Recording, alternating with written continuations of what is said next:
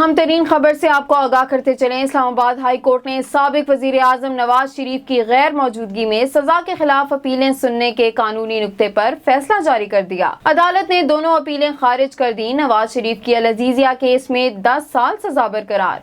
Justice Aamir Farooq, justice Mohsin Kiani ने फैसला पढ़कर सुनाया। इस्लामाबाद हाई कोर्ट में नवाज शरीफ, मरियम नवाज और कैप्टन रिटायर्ड सफदर की एहतसाब अदालत में सजाओं के खिलाफ अपीलों पर फैसला सुना दिया। इस्लामाबाद हाई कोर्ट ने साबिक वजीर आजम नवाज शरीफ की गैर मौजूदगी में सजा के खिलाफ अपीलें सुनने के कानूनी नुक्ते पर फैसला जारी कर दिया। अदालत ने दोनों अपीलें खारिज कर दी। नवाज शरीफ की अजीजिया केस में 10 साल सजा बरकरार। जस्टिस आमिर फारूक, जस्टिस मोहसिन कियानी ने फैसला पढ़कर सुनाया।